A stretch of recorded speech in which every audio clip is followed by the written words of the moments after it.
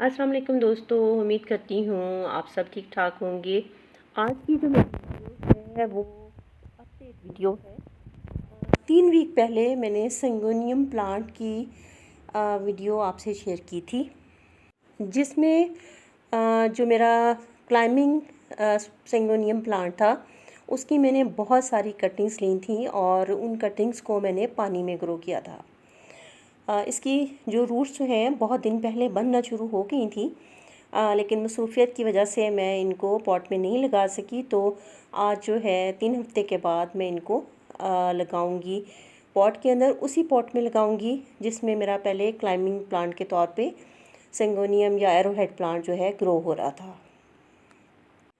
Syngonium plant जो है इसकी कटिंग बहुत आसानी से ग्रो हो जाती हैं।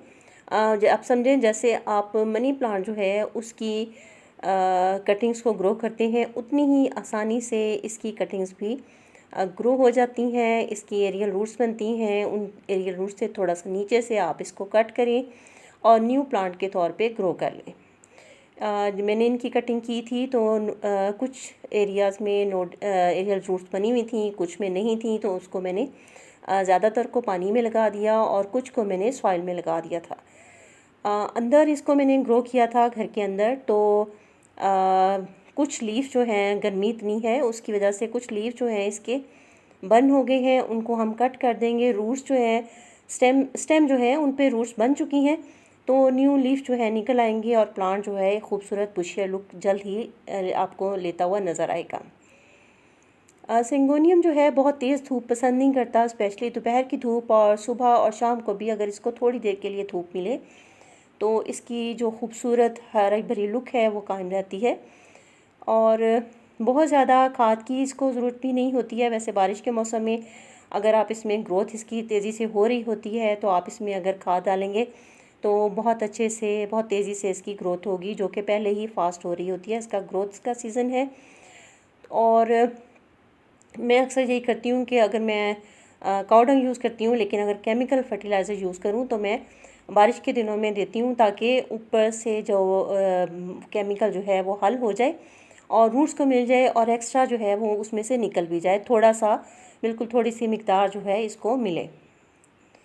सिंगोनियम को आप एक खूबसूरत डेकोरेशन पीस के तौर पे भी यूज़ कर सकते हैं कि आप इसकी जब कटिंग लगाते हैं तो आप उसको किसी अपने पॉट में रखें, उसमें कुछ पेबल्स ऐड करें और ख़ूबसूरत सी उसको शेप दें और अपने घर में इसको डिस्प्ले कर लें। बेहद खूबसूरत लगेगा। जब रूट्स बन जाएं तो अपने इस खूबसूरत प्लांट को आप दोबारा पॉट में लगा लें।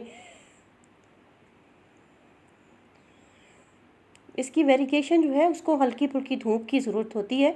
मेरे पास इसकी 2 वैरायटीज़ हैं, एक ये और एक थोड़ा छोटे पत्तों वाली है, और जिसका जो शेड है वो बहुत लाइट सा है, बहुत खूबसूरत वो भी प्लांट है। उम्मीद है आपको आज की वीडियो अच्छी लगी होगी। छोटी सी एक वीडियो थी, एक अपडेट थी पुरानी वीडियो की, तो मैंने सोचा वो आपके साथ शेयर कर लूँ, क्योंकि बहुत दिन हो गए थे, आपसे मुलाकात भी नहीं हुई थी। तो आपसे मुलाकात भी हो गई। नीचे से मैंने इसको फ़िलहाल अभी बांध दिया है क्योंकि मिट्टी थोड़ी सी गीली है, और ये ताकि अच्छे से ग्रिप ले ले।